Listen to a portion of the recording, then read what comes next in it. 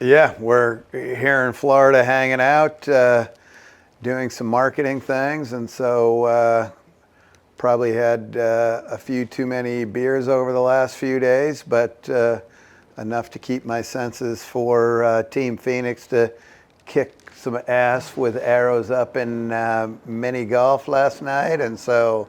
But I think we drank away all of our winnings last night. So We did. We did, and spent it on dinner as well. So tell me a little bit, Joel, about kind of your experience in the beginning and to where you've kind of evolved to now. Yeah, so I mean, starting out, I definitely learned underneath you and the other people at Phoenix. Had to learn very quickly. I think that was the one thing that we try to do with everybody is almost trial by fire, get them going right away, get them going as quickly as we can, and I learned that out pretty quick. Said before, I think I had an entire caseload within the first week of being there. I think I had a unique experience with Phoenix because I think I was either the first one or one of very few that never actually met you before I got hired. I was hired on by some of the other people in Phoenix, and then met you within 2 weeks, 3 weeks or something. I never knew that. Yeah, I think you were in Brazil if I remember correctly, but I had no interaction with you within the first 2 to 4 weeks of my employment. And that's always a learning experience of having an owner come back to a new employee, and I think we've definitely had some growing pains of our headstrong personalities kind of commingling, but it's definitely been great. I've learned a lot from you. I've learned a lot from everybody that's been through Phoenix, so it's been a great experience for me. Yeah, looking back in those days years ago, there was definitely some trial by fire for sure. And at the time, we were predominantly a male run, just lots of male investigators, to your point, lots of egos, personality types, to where it was just kind of every man for himself. And ultimately over the years, kind of looking back to where I think we have many more women in our shop than we do men now. Much more. So I don't know what we can attribute that to, other than we're just, I guess, good-looking guys or something. But ultimately, yeah, to have that balance and growth, and maybe you can speak to a little bit about that trial by fire, but more importantly, as we've grown, I know you've made it a personal mission and passion for training and create really leaving the breadcrumbs for the next investigators, and not kind of going through what you went through to now a much more well-oiled machine. Yeah, one of my funniest memories, I think, within my first year, and I know I've told you this story, and I don't know if you remember it, is the first time me and you kind of really butted heads. And on my side, I thought it was funny to see. I think you learned a lesson from it, at least I assume you did. I know I did, but getting your own caseload, getting that responsibility to take care of our clients and everything, it's very easy to get wrapped up just in your own world of what you're doing, not really seeing everything else that's happening around. And being a business owner, there definitely is a lot more stuff going on than just the typical investigation caseload. And there was a day that you walked by my office and said something of, hey, I need this thing done. And I had a timeline, a deadline that I needed to get to. And I think my response was like, yeah, I'll get to it in a little bit. And me and you had a back and forth, getting a little heated of basically whose time was more valuable. And at the end of it, I learned, not only I have to be respectful of our clients' money and their time and working on their case, but I also have to be respectful of everybody else above me and what they have going on. And I may have no idea what the hell's going on in your day, same vice versa on the other wavelength. But that was kind of my first of like, hey, I really need to figure out how I structure my day, how I manage my time, how I get new instruction, and be able to manage around your time as well. Yeah, that's interesting. It doesn't sound like anything that I would ever say. I've rubbed some dirt on it and figured it out. So, but I think what's been interesting and unique in you being able to kind of wear all the different hats now to see that it's just not one dimensional and how many things go into a truly successful large investigative company and all the different moving parts that it is. So maybe you can speak to that a little bit of kind of what you've seen that we did before and then just what we do now and how we do it so much better. I would like to say that our, communication, being a little bit more transparent just through the entire company, is a little bit better. When I first started, I didn't know what went on with the upper part of the business. I didn't really know, what your day-to-day looked like versus anybody else really in the company. And so I think having that, just that open communication between each other of, you're having a shitty day, you can tell me that, vice versa, and just having that understanding again of each person's time. And I try to instill that with everybody of like, when somebody else is giving you their time, you have to be respectful. You have to appreciate that time, the knowledge, the explanation that they're giving you, and not just take it for granted because, I'm going to teach you your lesson in whatever you have for me, whatever question, and then I'm probably not going to be there for the next time. So you better listen up and not really get burnt for the next time. Yeah, it's a little bit of Mr. Miyagi, right? Wax on, wax off. Don't ask me why you're asking me to do this. Ultimately, there's a lesson to be had there, and the lesson for me as well as I get long in the tooth here is just realize you can't build it without others, and I'm proud of the group, but I'm very proud that how resourceful everybody is and how they can do and put together, and we can get these crazy stories and these amazing results by empowering our people to be able to, really take pride and authorship and ownership of what it is that they do. So I would say that's really our secret sauce and our key formula for success. And I look back to,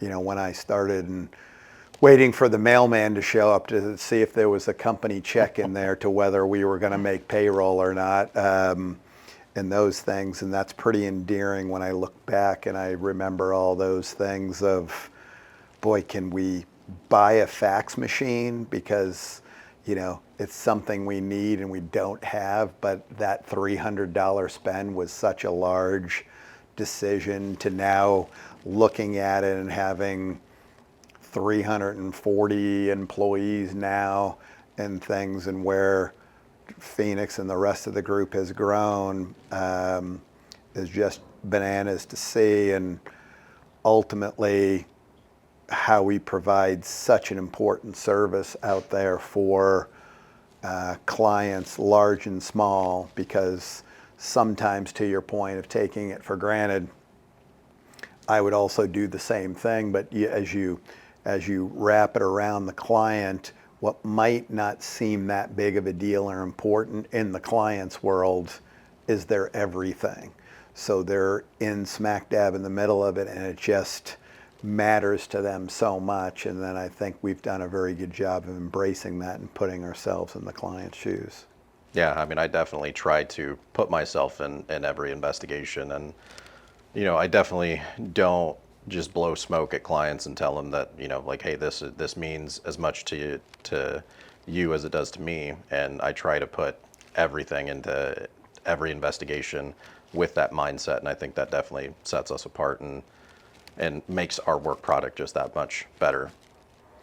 I agree. And And so is there any examples that you would have to where maybe it wasn't in your mind a good use of time or a good use of the client's resources to where ultimately at the end and as you did the investigation surprised yourself with what that outcome was and how it really moved the needle and helped the client? Yeah, I mean, it's still a sad end to her story. But I've had a client that ended up being owed, a very small amount of money comparatively to what we typically deal with, and we're talking, you know, less than $10,000. And because of the bond that I built with her, the trust that I built with her, the communication that I had with her, she ended up spending almost the same amount of money that she was owed with us just to prove the point that she could get the money back from her significant other. That they had, split up and those types of things. But to hear that somebody's willing to spend that amount of money to get nothing back just because they trust you, it kind of put a little feather in my cap of like, that's the type of attitude that I take to every single case. Yeah, and I would say there's hundreds of stories that I have where I like to pride myself of being a really damn good investigator after all of these years, but challenging me day in and day out to say, I'm not sure I'm going to be able to solve this one or get to the bottom of it, and being transparent and honest and, asking the client and telling them how difficult of a task it is and unsure. And at the end of the day, not only solving it, but really moving the needle for the client is absolutely huge, and it's very satisfying and rewarding. So I run into these cases from time to time. Maybe, I don't know, I don't tell anybody, but I occasionally will get a soft spot for a client because their situation is so we all do. so egregious to where it gets that you just want to go to hell and high water to help. We have one right now in the mix, the sweetest lady from the South, and her husband, longtime military guy, great marriage, all of those things. They were looking and talking about earlier in the day about their renovations. They're doing a property, and in the afternoon he walked in the front yard and shot and killed himself. And she tells that story, and it's just impossible not to feel for her. And for her, she wants to have all those incredible, beautiful memories with her husband, but as I think it's normal, she wants some closure in that matter. And so she has a cell phone of his, doesn't know the password, can't break into the cell phone, and she's really wants to see if there's any messages on that cell phone and just photos that she's never going to be able to get and keep. And so hearing that, just kind of go to hell and high water to figure out how we can do and jailbreak this phone. And so we're in the process of helping her now and telling her if, we can't get to the bottom of it, it's something that I'll charge her just pretty much very little or nothing to do, because I just rooting for her and want to see and get the results. So we run into those types of things, and I know you run into those cases. Oh, yeah. All the time too, where sometimes you're just like, okay, God, this is a terrible story. I'll do it for free. Just, do it for pro bono, just because that they don't have money, but you just want to get the result, or you want to, more importantly for me, hold that person accountable that absolutely screwed this individual over. Yeah. Yeah, I mean, I have a case that's still ongoing now. I've worked with this individual for, it's been almost 2 years now, and he's came back 3 or 4 times to do some work. He was the victim of a romance scam. Not that he got involved with anybody, but the other victim in the romance scam convinced him to invest with them. He lost I don't know, $200,000 or so, and ended up doing, financial research for him, asset investigations for him, multiple different bank and investment investigations for him, and I probably talk to him every 2 months. He'll give me a call, and I continually give him my time, and it's not too much, but 20 minutes here, 40 minutes there, but it's just has been my kind of soft spot. Those types of investigations just get under my skin, and I think it means the world to him that he can call me at any time and just get a little bit off his chest, talk through what's going on with his attorney and his case, and just that I answer every time, and if I don't, I text him and we set up a time to talk. So I haven't broken that one off yet. I mean, it's again a soft spot in my heart for it. So And sometimes, I don't know about for you, but being a good investigator is you have to be relentless and not giving up. And we have these clients that will specifically order a particular type of investigation and then stop short of the finish line, whether that's financial or otherwise.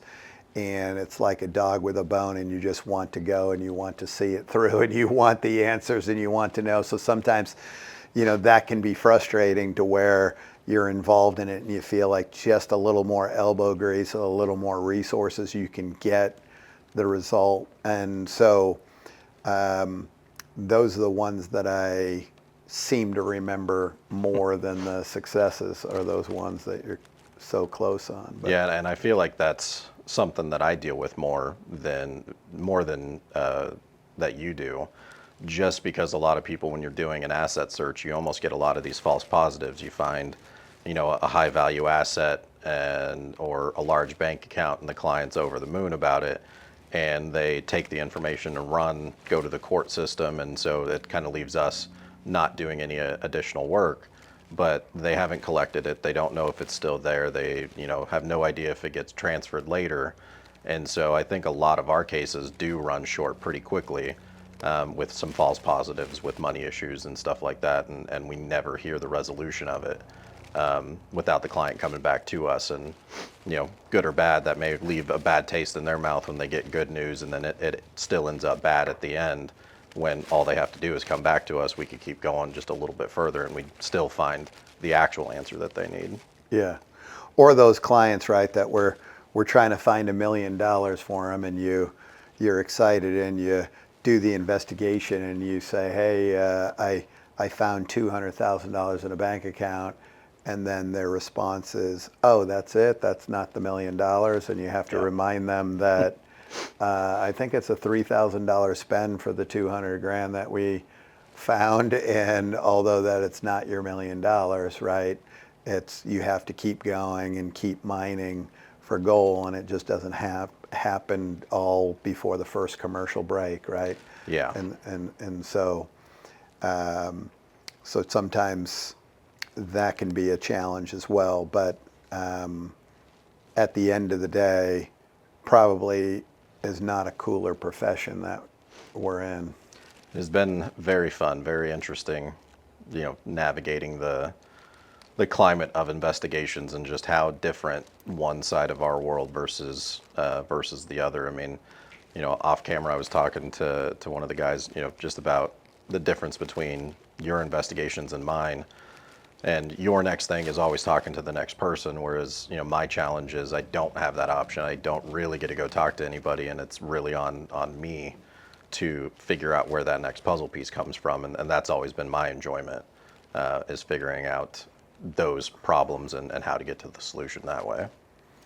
Yeah, and you brought something up earlier this morning about, and it made me think a little bit about how one might think about a private investigator as just going out and getting the information and trying to get the information to help that situation. But you raised a good point that we're much more different than that, and we're much deeper than that, in the sense that we can consult with the client, we can tell them the do's and the don'ts for the hundreds of times we've seen their situation and kind of walk them through and be laser focused. And oftentimes it's not just about the information. It's, okay, what do you do with once you get the information? How do you take this, parlay this, take this information and level up with that? So I think that we do a tremendous job with that. We pride ourselves in that, and I think we're in an apocalypse now type of setting. So I love the smell of napalm in the morning. So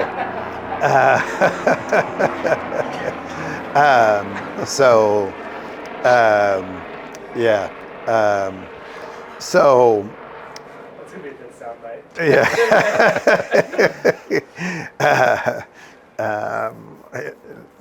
That might be an old reference, but Fortunate Son starts playing. yeah.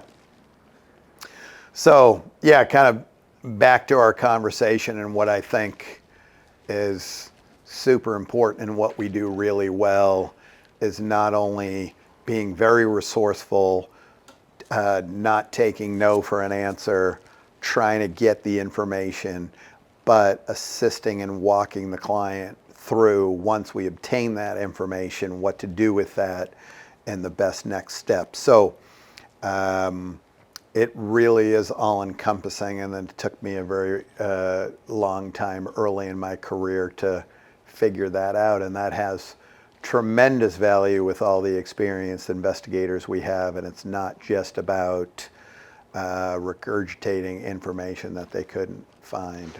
Yeah, I mean, I hate breaking clients' spirits when they come to us and they're all excited, especially that they've fought for the last year to, through court to get this judgment, and they have it and they're all happy, and it's like, well, I hate to break your bubble, but you're only halfway through the fight now, and now we got to do the asset investigation, follow up with collection. How do we collect the assets that we do find? Working with your attorney, I mean, that's something that I offer every single client is, absolutely at no cost, whether I talk with you at the end, whether I talk with you and your attorney. If I talk to you alone, we can talk to your attorney after, but just having that follow-up with every client, walking them through how to use our information, the next steps, anything else that they need to do with what we've seen, any red flags, because again, we've seen it 100 times that if you don't do it, it's going to end up being that thorn in your side, 6 months, 8 months down the road. So talking through all those situations, I think is critical to being a really good investigator at the end. Yeah. So switching gears, a question that I'd like to ask would be, what do you think the general perception is? Of course, we deal with thousands of attorneys on an annual basis. And what do you think the general consensus attorneys think about private investigators, and ultimately what do they get wrong? And I guess lastly, at the end of the day, how do we help assist from a litigation support perspective? Yeah, so I think the big perception, I think there's two that I hear more often than not. We're either the creeper in the shadow that are watching spouses cheat on each other, or we're some crazy cyber hacker that can get into any computer in the entire world to get any information that we want with a click of a button. And it's, all of that's just not true. Although we do still watch cheating spouses, but Just a little part. Just not the creeper part. But yeah, I mean, one thing that I think I consistently get from attorneys is some attorneys out there just don't understand what information's available, very specifically financial information, financial accounts, and those types of things. I consistently have coached attorneys on that it is legal. They think it's illegal, that we can't get it, and I have to explain to them that we can give them, I've given referrals that they can go talk to, and the sample reports that we have that actually show actual case information. And that was kind of my biggest eye-opening, is when I had to actually coach an attorney on that, of like, oh dang, I'm in a professional setting, I am now a kind of a professional. That's when I felt like I really graduated to something. But yeah, consistently having to do that to explain to attorneys and anybody else. I mean, we also get the other side that, people think for very little amount of money that they can get anything underneath the sun, and it's going to take us 2 days to do it. Again, just not true from a manpower and the laws that we have to follow and all of those things. I mean, that's always cracked me up. Yeah. Yeah. So great point. And I'll look into the camera right now and tell you, as the attorney watching this, if you're not using a private investigator, you are missing out, because there is so many attorneys that believe, hey, their job is just to get a bit of information. But it is such a good marriage when done right and have good investigative support, because the reality, as good as an attorney you are, and we're always preaching information is power, sometimes you just don't get that information from whatever you're doing, from a discovery situation or legal documents or asking those tough questions. At the end of the day, you need real information. So I think the perception is sometimes with attorneys of it's very one-dimensional. And I coach and consult with attorneys all the time that say, oh my God, thank God we have you. We wouldn't have gotten this $100 million verdict without your information. Oh, I was stuck, and after you found 3 additional witnesses for me to depose, it broke the case wide open.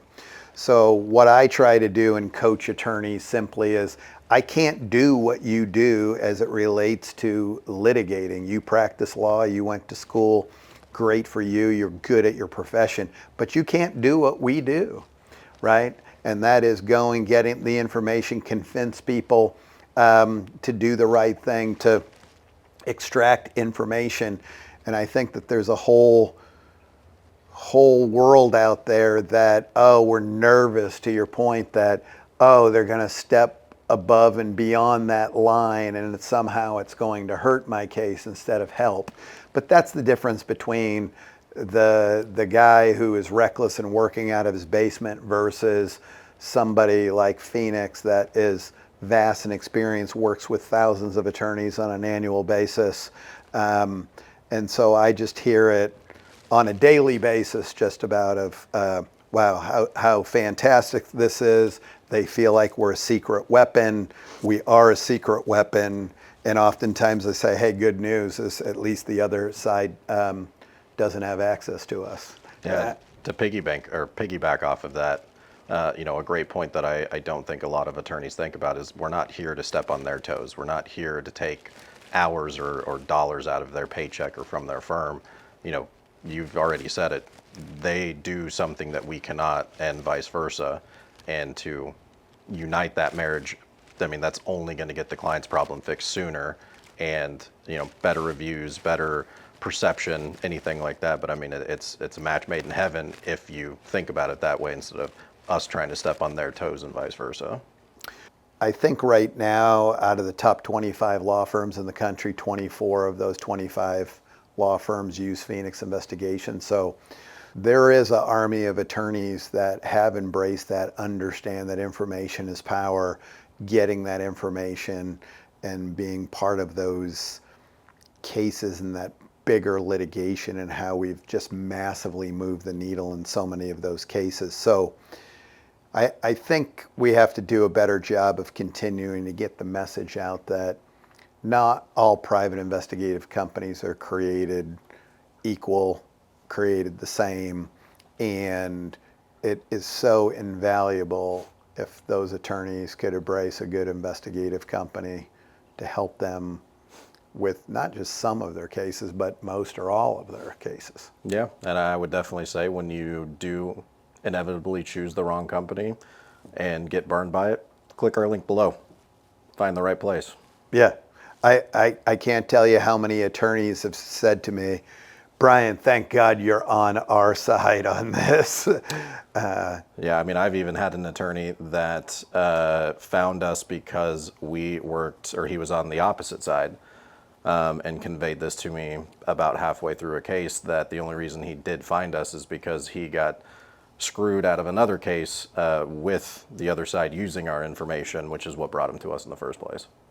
Yeah, and I've had that before. I was in a nasty deposition to where I pretty much investigative-wise handed the guy his head, the subject there, and we ended up getting a $500,000 after the deposition was over. Just wrote a check and done, and the attorney for the bad guy took me aside and said, Brian, I need your information and I'm going to hire you for the next one and I need you in my camp.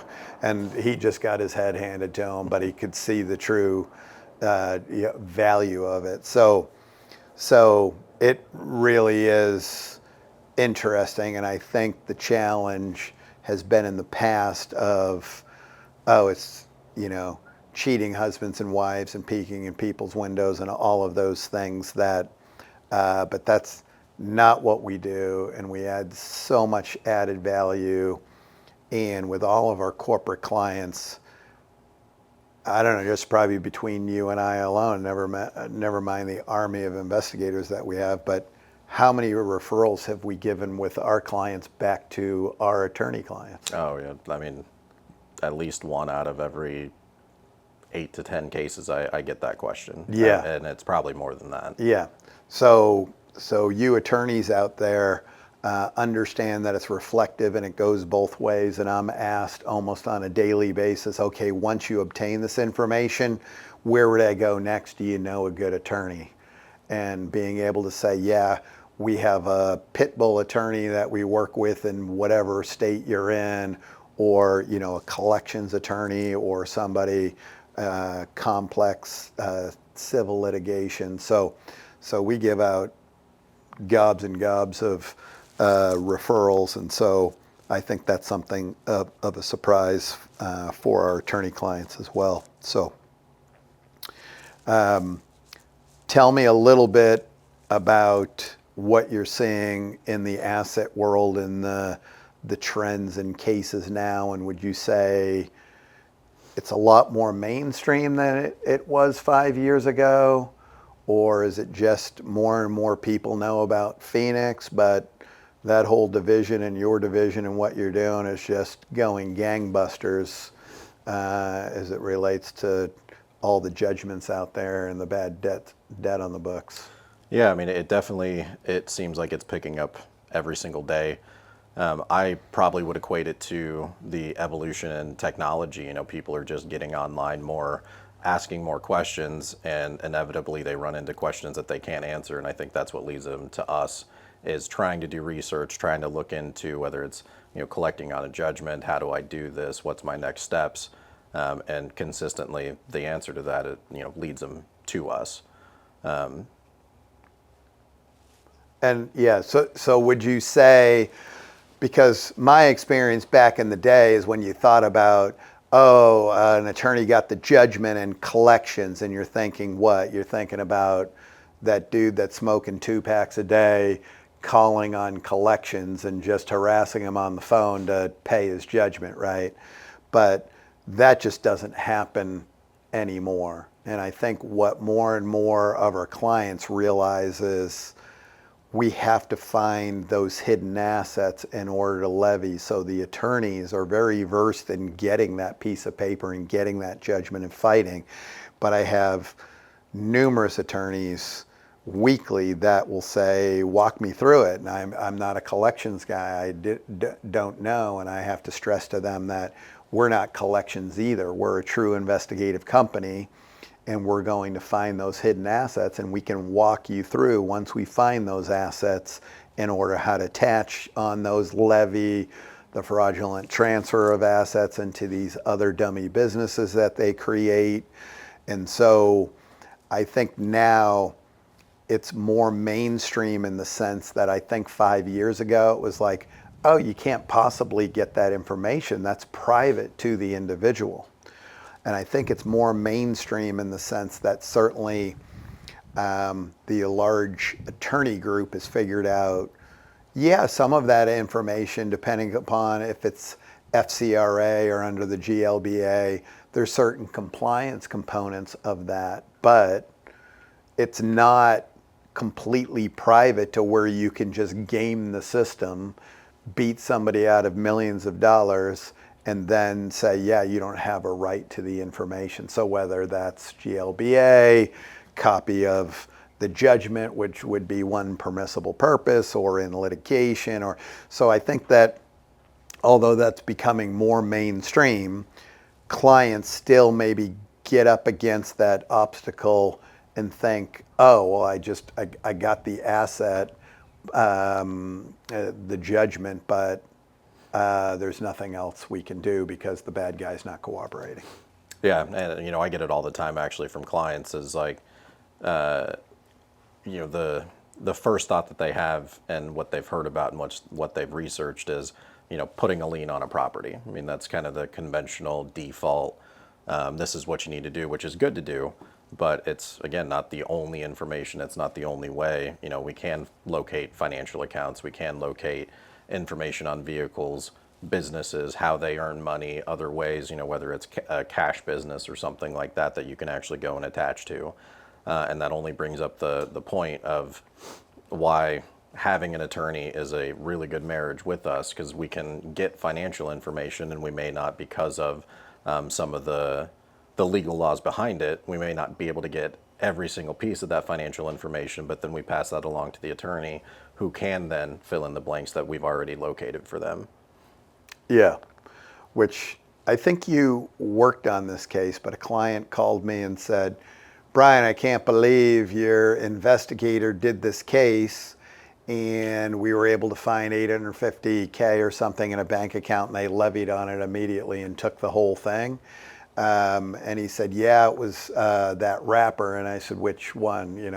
Go figure. A rapper is fiscally responsible. And so we have many of those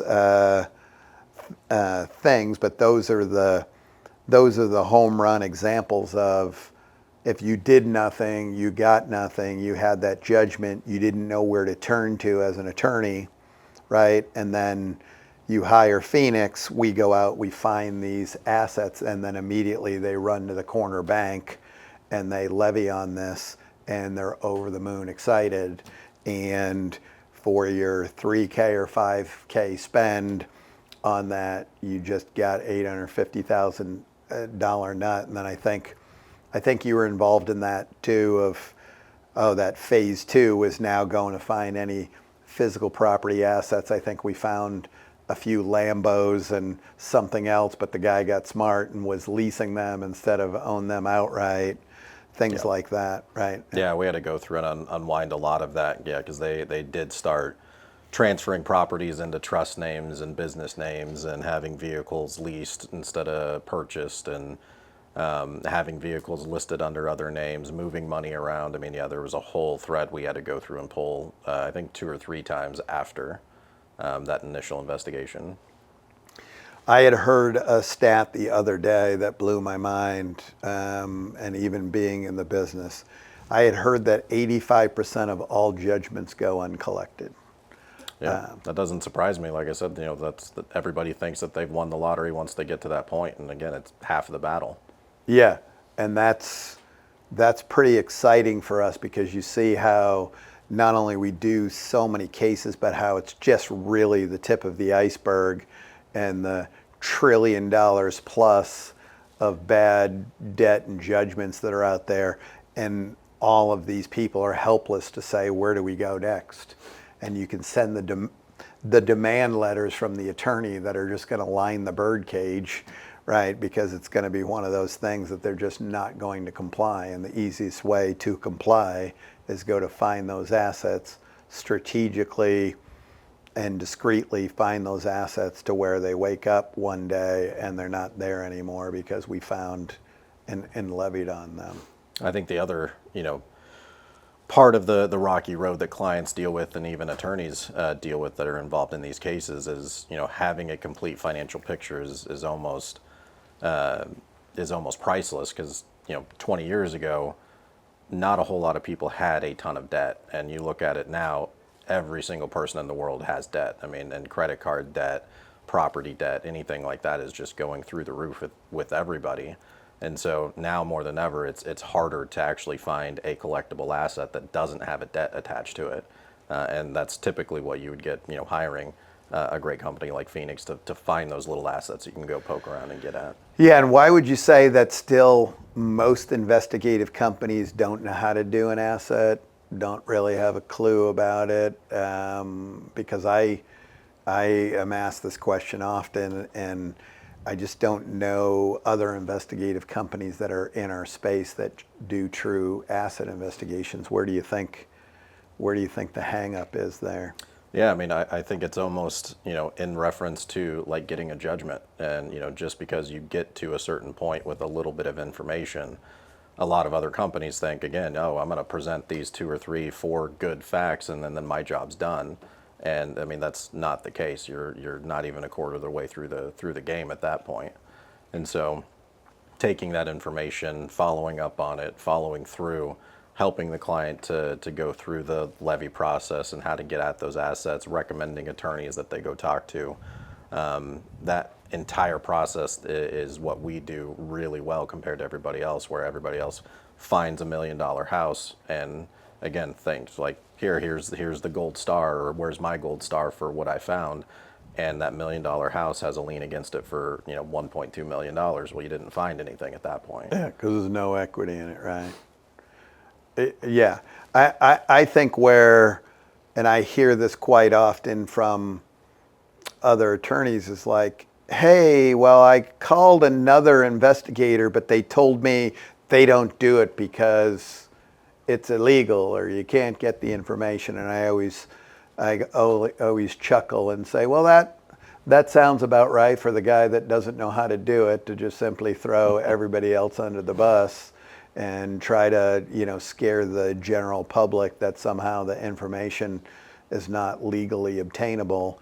And, the army of attorneys that continue to use us and just feel like we're their secret weapon time in and time out, coming back to us over and over and over, while the other attorneys sleep on, well, maybe there's a gray area, so I won't, versus, getting the true information and understand it's absolutely available, and we do it each and every day. So yeah, I think that there's kind of maybe some mainstream that just because they don't know the legality of it are just maybe stay away from it. Oh yeah. I mean, definitely when it comes to bank accounts and financial information, I mean that is a huge misconception that it's completely private. Nobody has access to it. But I mean, you give out your bank account information to, all the time. You give out your social all the time. I mean, there's so much information that people consider private that you just give out on a daily basis and don't even realize it. And so you do have to have the permissible purpose to go after it. And, we spend a lot of time coaching people on that we have that. And I consistently tell people like, hey, if you believe that, if that other person convinced you that this is illegal, I mean, we wouldn't be in business for 30 years, but we're not your company. If you don't trust us wholeheartedly with your case and what information we can find, then, we're not the right fit for you.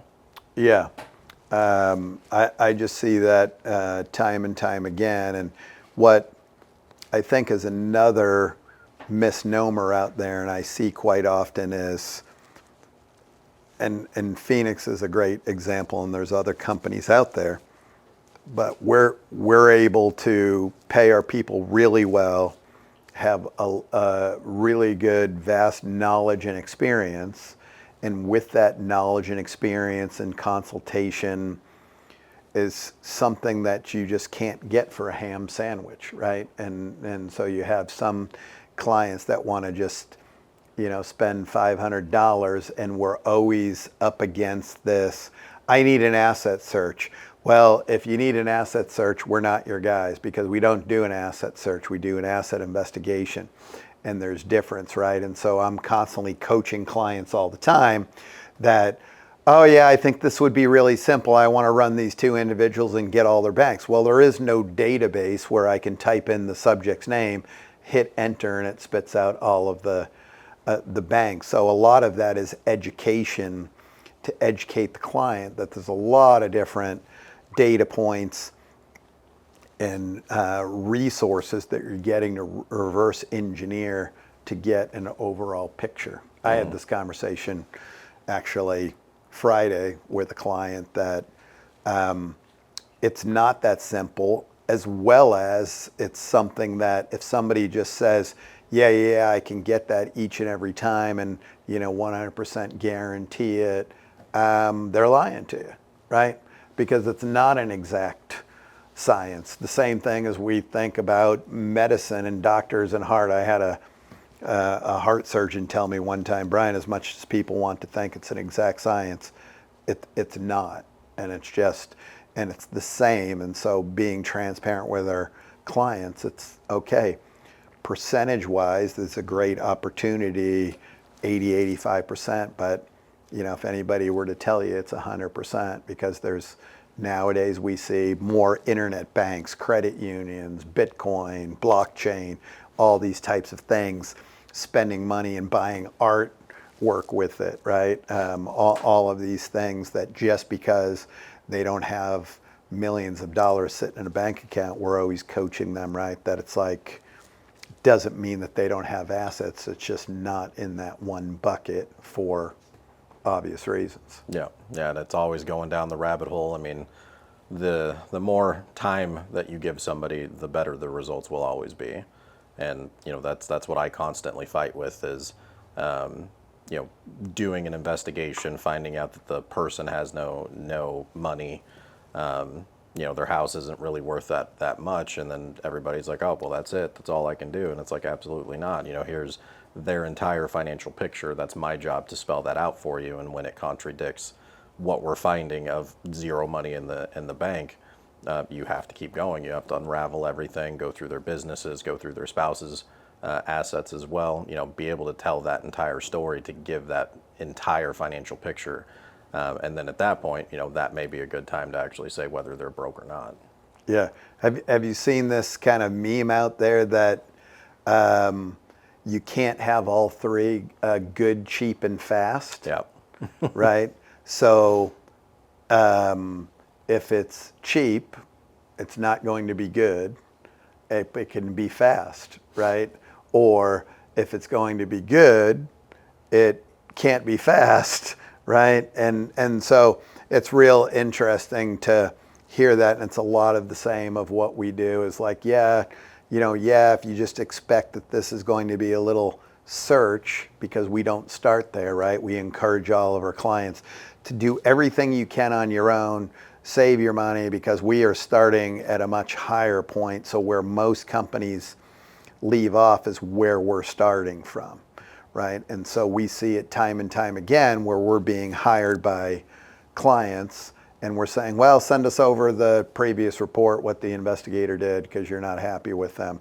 And then you would get a TLO or a Westlaw report where they didn't even take the time to even change. They just stuck their logo for a $5 report, and they turned around and gave it to the client and said, here's their investigation, which is, we see that all the time, and it's just sheer malpractice of doing that and providing. And so we try to educate clients on the front that if you want good, it's not going to be fast and it's not going to be cheap, right? And so, and I think businesses across the board, but certainly investigative, they just want to give the client that impression to earn a few $100, and that's not what we're about. We're very transparent. We want to tell that client up front, educate them, and I think you said it earlier of,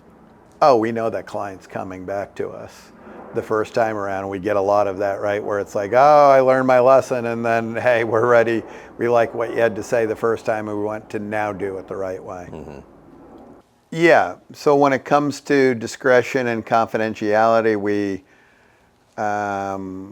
we take that very seriously, and sometimes, unfortunately, from a selfish perspective, that never sees the light of day. So we work for a lot of celebrities, politicians, senators in the past, movie stars, athletes, things like that that are high profile that would be picked up immediately, and they hire us, and part of what they're paying for that high rate is the discretion, not only the result but the discretion, right? So that's the old saying, you don't hire the escort to go with you, you hire her for discretion, right?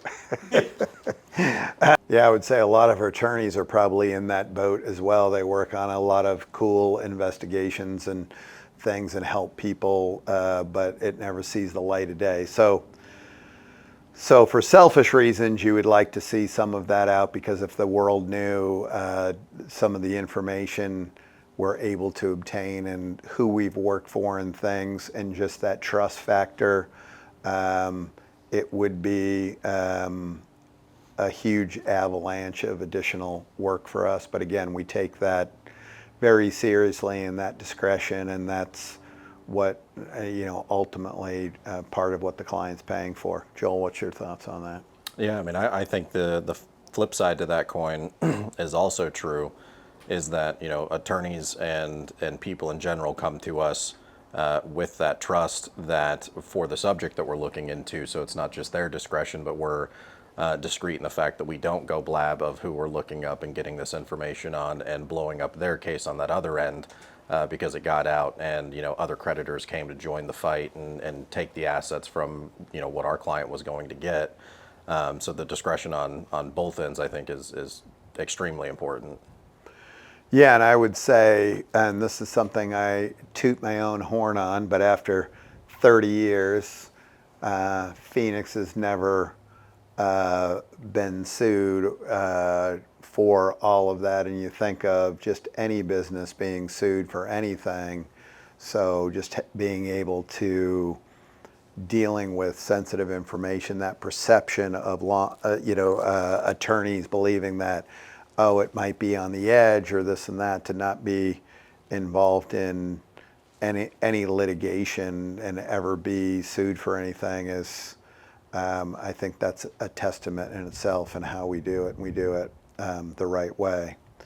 But I would think for the general perception in the media and what it is, oftentimes it's sensationalized, and maybe we're desensitized a little bit, because you're always going to the cocktail party where they're like, oh, tell me another story and this and that. And you're like, oh, geez, it's just another, in our world, another investigation. We kind of take it for granted, right? But some of the stuff that we work on is incredibly cool, and looking back and just how we help others is pretty rewarding.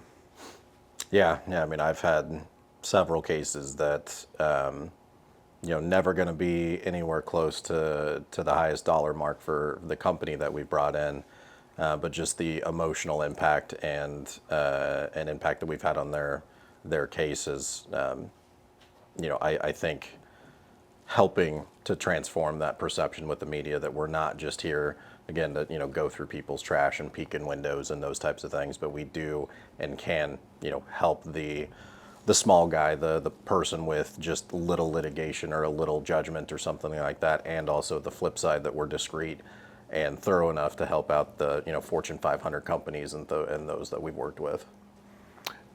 Yeah, and I would say to your comment about the Fortune 500 companies, every time I work for a Fortune 500 company, you would think that they would have their shit wired tight each and every time, because they have billions of dollars in the way of resource, but it's all relative, and it's the same thing, that their problem is just a bigger problem because they're bigger. But you would think that they would have all these internal resources to be able to manage the problem, and that's not necessarily the case. So, but back to kind of what I think the general perception is, kind of clueless as it relates to, we as consumers pay 20 to 25% more of everything we buy just due to internal theft and loss, which is bananas. Our car insurance, we pay so much more just because all the fraudulent rear end and the gypsies out there and creating,